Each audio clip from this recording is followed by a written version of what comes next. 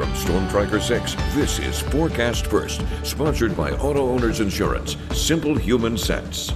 Good morning, Mid-Michigan. We're waking up to temperatures into the teens across the area. We're looking at 19 degrees in Charlotte, 21 in Lansing, 22 in Jackson, 25 degrees down in Hillsdale. Overall, we're going to continue to see our temperatures slowly start to warm up, but our feels like temperatures are still into the teens this morning. We're also looking at those clouds slowly starting to move in. We'll see more clouds than sun for today. In fact, we'll continue to see those temperatures back into the 30s for today with mostly cloudy skies. Maybe a stray flurry or two as well. I'll have the details coming up in just a little bit. 6 News This Morning starts right now. WLNS is here for you with 6 News This Morning. Good morning, Mid-Michigan. Thank you for waking up with us. It's Sunday, February 23rd. I'm Karina Prieto, and we're here for you now with this morning's top stories. Well, many Michiganders are worried about how federal cuts might affect the jobs or the services they get from the government. That's in the wake of massive budget cuts being led by billionaire Elon Musk under the orders of President Donald Trump. Michigan's newest senator says she's been getting an earful about it. And Zach Prees is here for you now with more on what she's hearing and what she has to say. Zach? Karina, Senator Elissa Slotkin was in the UP yesterday. While she was there, she visited a Veterans Affairs hospital, which is run by the federal government, and she talked to labor and business leaders there. She says business people and their workers are concerned about how President Trump's new tariffs might change the way they do business, particularly if there becomes a trade war with Canada, whether it's cars or crops. Slotkin says our neighbors to the north are among our most important trading partners and says she's heard from farmers who count on their Canadian customers. Slotkin says she also heard from federal workers at the VA hospital who wonder if they'll have jobs and how fewer people would be able to care for all the veterans with physical and mental health issues. You know, everyone just wants to know, where does their federal dollars fit in? You know, are they going to get cut? Are there going to be people, you know, who get pink slips and who are told to stay home? Everyone just wants to know kind of what's happening. And I want to know the stories of people here so I can go and fight to keep that money here, especially at our VA hospispittal, right? We have a commitment to our veterans there. So I'm on the Veterans Affairs Committee. I'm on the Agriculture Committee. So rural development is a big deal to me. Slotkin sits on both the Agricultural and Veterans Affairs committees in the Senate. So even though her party is in the minority, she says she'll be keeping a close eye on both of those issues as President Trump and his team continue to make some changes. Karina. Well, thank you, Zach. And speaking of politics, both Michigan Democrats and Republicans have new leaders who will guide their parties through the rest of the year and a monumental election year in 2026. Both parties held conventions in Detroit yesterday to choose these new leaders. Democrats chose a familiar face to people here in mid-Michigan, Curtis Hertel. The longtime lawmaker represented the Lansing area in the State House and the Senate for years before taking a job with the Whitmer administration. He left that job to run for Congress last year, only to lose to Representative Tom Barrett. Then Hertel set his sights on leading the party. He beat out Al Williams, a political activist who founded Vote Smart Detroit, and he's taking over for Lavora Barnes, who stepped down after running the party for 6 years. A political shocker just down the road from the Democrats, where Republicans picked State Senator Jim Runestad to lead the GOP. This surprised many people because one of his challengers, former Republican Party co-chair Meshawn Maddock, had been endorsed by President Trump.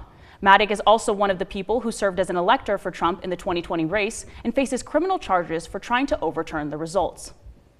I believe that this is a good look of the good fortune and the blessings that we will have moving forward and how the party has learned from our past. And we're going to move forward with unity and build and win in 2026. Hard to overstate just how important these jobs are going to be. Michigan is looking like the mother of all battleground states in 2026.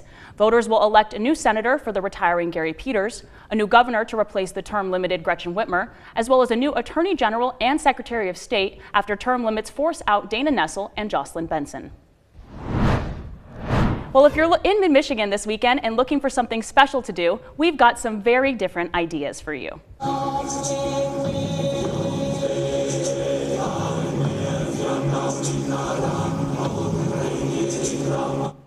It's the third and final day of the Michigan Nordic Fire Festival. As its name suggests, the festival is all about Viking life and Norse culture, and they set things on fire. Today's events include Whack-A-Saxon, Heavy Steel Combat, and a Velkin Dance show. It runs from 11 to 4 at the Eaton County Fairgrounds, and if you plan on going, be sure to dress warm, as most of today's events are going to be outside. Well, it's also the second and final day of the annual Greater Lansing's Orchid Society's annual show. Organizers say it's the largest orchid show in Michigan, and that orchid growers and vendors come from various states to show off their flowers right here. And they're not just for looking either. If you'd like to take one home with you, many of them will be for sale. This year's event is taking place at Van Atta's Greenhouse and Flower Shop in Meridian Township for the very first time. There's a special session for photographers from 9 to 11, and then the event is open for everyone else from 11 until 4. From Storm Tracker 6, this is Weather on the Sixes, sponsored by Auto Owners Insurance. Simple human sense.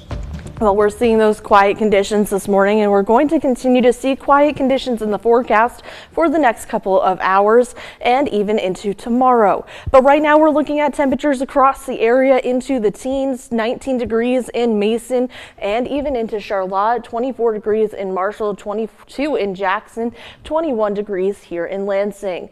We're looking at clouds moving back into the forecast. We did have a little bit of some clear time, and we'll eventually see those clouds move in and maybe a stray flurry here or there overall. I think we'll still stay dry for the majority of the day. It's just a chance for a spot flurry here or there.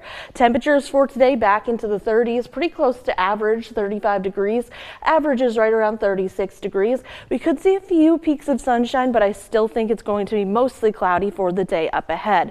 Good news is that our wind chill isn't going to be as cold as it was yesterday. While our temperatures are into the 30s, our feels like temperatures are still going to be into the upper 20s. So again, if you're heading outdoors to any of those events, you might just want to bundle up and stay warm for the day today. You might just want to grab that extra cup of hot coffee to keep you warm for the day up ahead. We'll see a warm up gradually into the next couple of days, back into the 40s. Yes, you're seeing that right. 46 degrees for Tuesday, but that comes with a chance for some rain showers each and every day. Nothing too heavy, just a few showers here or there. But for today, we'll continue to see those temperatures into the 30s, and we'll eventually see those wind chills only into the 20s for today. So again, it's going to be a quiet day today and quiet day tomorrow, but then we start to get a little bit active as we head into Monday night and into the rest of the work week with a few chances for some showers up ahead. Okay, well, I say it's not too shabby because even the feels like doesn't look too bad. Yeah, it doesn't. You know, especially for what we're used to recently. I'll take it. And compared to yesterday with that wind, like, right. Oh, that was a little bit too much. Right. Well, thank you, Kelsey. Yeah.